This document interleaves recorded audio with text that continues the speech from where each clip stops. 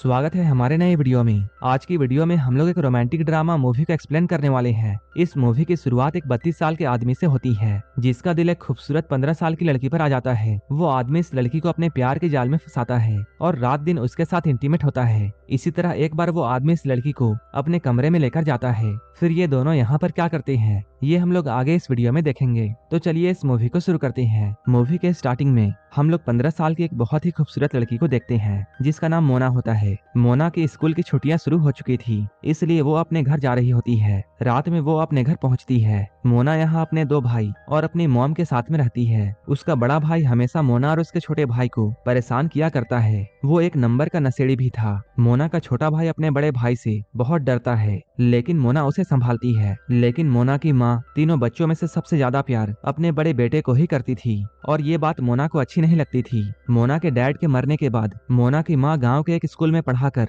घर का गुजारा किया करती थी। कुछ दिनों के बाद मोना की स्कूल की छुट्टियां खत्म होती हैं, इसलिए वो अपने घर से शहर जाने के लिए निकलती है। मोना की मॉम उसे बस में बिठाने के लिए आती है। बस के बाद में उसे बोट से सफर करना था। उसी बोट में एक कार आती है। उस कार के अंदर एक बहुत ही अमीर आदमी बैठा हुआ था, जिसका नाम चैंग था। चैंग जब गाड़ी से बाहर देखता है, तभी उसकी नजर मोना पर पड़ती है। मोना की खूबसूरती को देखकर चैंग उसकी तरफ अट्रैक्ट हो जाता है, इसलिए वो मोना से बात करने के लिए उसके पास में जाता है। चैंग मोना से उसके बारे में पूछता है, लेकिन मोना उसकी बातों पर ज्यादा ध्यान नहीं देती है। असल में चैंग की फैमिली बहुत अमीर है और वो अपनी पढ़ाई पूरी करके अपने घर के तरफ जा रहा था। मोना से बातें करने के बाद चैंग को यह पता चलता है कि मोना का हॉस्टल उसके घर के पास ही है। इसके बाद चैंग मोना को अपने साथ अपने कार में चलने के लिए कहता है। मोना भी उसके साथ जाने के लिए तैयार हो जाती है। मोना यहाँ सोचती है, अगर वो इस आदमी के साथ कार में नहीं जाती है, तब उसे बस में धक्के खाते हुए जाना पड़ेगा। अब ये लोग कार में जा रहे होते हैं। तभी चैंग मोना से उसकी उम्र पूछता है।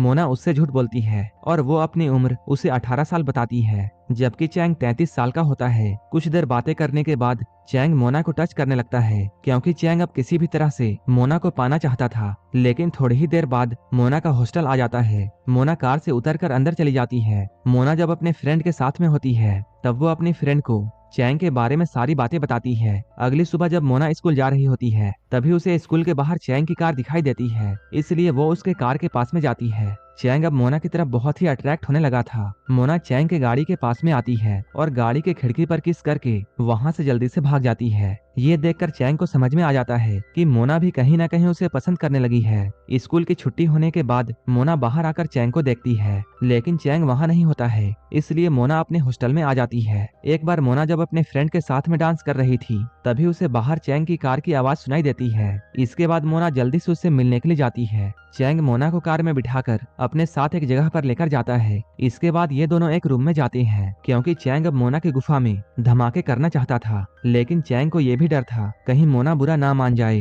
क्योंकि वो उम्र में चैंग से काफी छोटी थी। मोना चैंग की भावनाओं को समझ जाती है, इसलिए वो चैंग से ये कहती है, तुम जो भी मेरे साथ करना चाहती हो, मैं उसके लिए बिल्कुल तैयार हूँ। ये सुनकर चैंग मोना को अपने बहुत करीब में लाता है और ये लोग यहाँ पर इंटीमेट होते हैं। इंटीमेट होने के बाद मोना चैंग को अपने बारे में बताती है। मोना चैंग से कहती है, मुझे पढ़ लिख कर बहुत आगे जाना है, लेकिन मेरे पास इतने पैसे नहीं हैं कि मैं आगे की पढ़ाई कर सकूं। वो चैंग को अपनी फैमिली के बारे में भी बताती है। वो कहती है, हम लोग बहुत ही मुश्किल से अपना गुजारा करते हैं। मोना की बातों को सुनकर चैंग को ये समझ में आ जाता है कि मोना उसके पास सिर्फ पैसों के लिए आई है। ये दोनों बातें करते करते फिर से यहीं पर शुरू हो जाते हैं। 33 साल का चैंग मोना की बुलबुल का पूरी तरीके से ढोल बना देता है। दिन में एंजॉय करने के बाद चैंग मोना को लेकर रात में एक रेस्टोरेंट में जाता है। यहाँ ये लोग ड्रिंक करते हैं। बातें करते हुए चैंग मोना को ये बताता है, मैं तुमसे शादी नहीं कर सकता हूँ, क्योंकि मैं एक चाइनीज हूँ और मेरे घर वाले मेरी शादी एक चाइनीज लड़की से ही करेंगे। ये सुनकर मोना चैंग से ये कहती है, मुझे भी तुमसे शादी नहीं करनी है। असल में मोना ये सब कुछ अपने ऊपरी मन से बोल रही थी,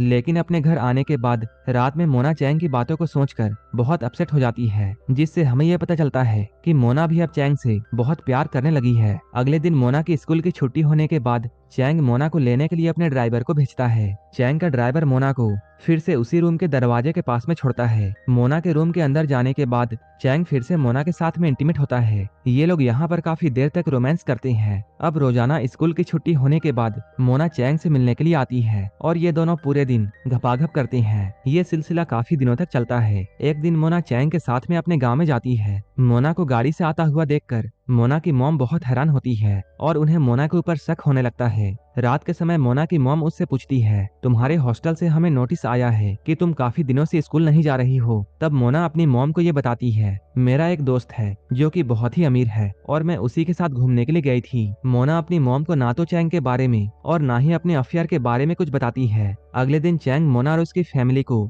एक रेस्टोरेंट में डिनर के लिए लेकर जाता है। यहाँ चैंग मोना की मॉम और उसके भाइयों को अपने बारे में बताता है, लेकिन वो लोग चैंग की बातों पर ध्यान नहीं देते हैं और खाना खाने लगते हैं, क्योंकि उन लोगों ने पहली बार इतने महंगे रेस्टोरेंट में खाना खाया था। ये सब देखकर चैंग को भी समझ में आ जाता है कि इन लोगों ने पहली बार इतना अच्छा खाना खाया है। अब मोना की फैमिली चैंग के पैसों से अपनी सारी जरूरतें पूरी करना चाहते हैं। ये बात चैंग भी अच्छी तरह जान चुका था। इसके बाद चैंग मोना को लेकर एक रूम में जाता है। यहाँ वो फिर से मोना के साथ में इंटीमेट होता है। काम खत्म होने के बाद मोना चैंग से अपनी फैमिली को देने के लिए कुछ पैसे मांगती है। चैंग भी मोना को कुछ पैसे देता है, लेकिन चैंग को ये सब अच्छा नहीं लगता है, क्योंकि वो अब मोना से प्यार करता है। लेकिन मोना तो चैंग के साथ सिर्फ पैसों के लिए है। अगले दिन मोना की मॉम उससे पैसे लेने के लिए आती है। मोना अपने मॉम को पैसे दे देती है। इधर चैंग और मोना साथ में बैठे हुए थे। तभी मोना चैंग को ये बताती है उसे अपनी पढ़ाई पूरी करने के लिए दूसरे शहर में जाना है। मोना की बात को सुनकर चैंग उसकी मदद करने के लिए तैयार हो जाता है। इधर पूरे स्कूल के बच्चों को चैंग और मोना के लव स्टोरी के बारे में सब कुछ पता चल चुका था, इसलिए कोई भी लड़की मोना से बातें नहीं करती है। लेकिन इससे मोना को कोई फर्क नहीं पड़ता है। रात के समय मोना जब चैंग से मिलती है, तब चैंग अपने हाथ से एक रिंग निकालकर मोना को पहनाता है। चैंग अब मोना से बहुत प्यार करता है। वो अब किसी भी तरह से मोना से शादी करना चाहता था, इसलिए वो अपने घर जाकर अपने पिता से मोना से शादी करने के लिए पूछता है। लेकिन चैंग के डैड उसे मोना से शादी करने के लिए साफ तौर पर इनकार कर देते हैं। वो कहते हैं तुम्हारी शादी किसी चाइनीज लड़की से ही होगी और मोना एक फ्रेंच लड़की है। अगर तुमने मेरी बात नहीं मानी तब मैं जान दे दूंगा। इसके बाद चैंग मोना के पास में ये सब बताने के लिए जाता है। वो कहता है हम लोग भागकर चलो शादी कर लेते हैं, लेकिन मोना उसे मना कर देती है, क्योंकि मोना को ये पता था अगर चैंग भागकर शादी करता है तब उसकी फैमिली उसे एक पैसा भी नहीं देगी। इसलिए यहाँ पर मोना चैंग से झूठ बोल देती है कि वो चैंग से प्यार नहीं करती है। इधर रात के समय चैंग मोना को अपने होने वाली वाइफ के बारे में बताता है। चैंग बहुत सैड था। चैंग का मूड ठीक करने के लिए मोना उसके छोटे चेतन को सहलाने लगती है, लेकिन चैंग उसे ये सब करने से मना करता है। इसके अगले दिन चैंग मोना को छोड़ने के लिए उसके गांव जाता है। मोना जब अपने घर जाती है तब उसके फैमिली की नजर मोना के रिंग पर पड़ती है, जिसे चैंग ने मोना को दिया था। मोना की मॉम उससे ये रिंग ले लेती है। वहीं मोना के बड़े भाई को भी ये पता चल चुका था कि मोना और चैंग ने कई बार घपाघप किया है। इससे मोना का बड़ा भाई उसके ऊपर बहुत गुस्सा होता है। अगले दिन मोना का बड़ा भाई काम करने के लिए शहर में जा रहा होता है। मोना की मॉम को इससे बहुत बुरा लगता है, क्योंकि मोना की मॉम सबसे ज्यादा उसे ही प्यार करती थी। वहीं दूसरी तरफ मोना और उसका छोटा भाई अपने बड़े भाई के जाने से बहुत खुश थे। रात के समय मोना चैंग से मिलने के लिए उसके पास जाती है। मोना देखती है चैंग बहुत नशे में है। असल में कल उसकी शादी होने वाली है, जिससे चैंग बहुत ज्यादा सैड था। चैंग की इस हालत को देखकर मोना चैंग से कहती है मैं तुम्हारी शादी होने के बाद एक बार तुमसे मिलने के लिए जरूर आऊंगी। इसके अगले दिन चैंग की शादी होती है। मोना चैंग को दूर से देख रही होती है। शादी होने के बाद मोना जब अपने घर में आती है तब उसे ये पता चलता है कि मोना की मॉम इन लोगों को लेकर फ्रांस जाने वाली है, ताकि मोना वहाँ पर अच्छे से अपनी पढ़ाई पूरी कर सके। असल में चैंग ने उन लोगों की फ्रांस जाने में मदद की है। अब मोना आखिरी बार चैंग से मिलने के लिए उसके रूम में जाती है, जहाँ वो लोग हमेशा मिला करते थे। वो पूरे दिन बैठकर यहाँ चैंग का वेट करती है, लेकिन चैंग यहाँ नहीं आता है। मोना दुखी होकर अपने घर वापस जाती है। इसके अगले दिन मोना अपने फैमिली के साथ फ्रांस जाने के लिए निकलती है। जब वो बोट से बाहर देख रही होती है तभी उसे वहाँ पर चैंग की कार दिखाई देती है, जिसे देखकर मोना ये समझ जाती है कि चैंग उसे आखिरी बार देखने के लिए आया है। इसके बाद बोट वहाँ से फ्रांस की तरफ चली जाती है। रात होने पर मोना को चैंग की याद आने लगती है, इसलिए वो सैड होकर रोने लगती है।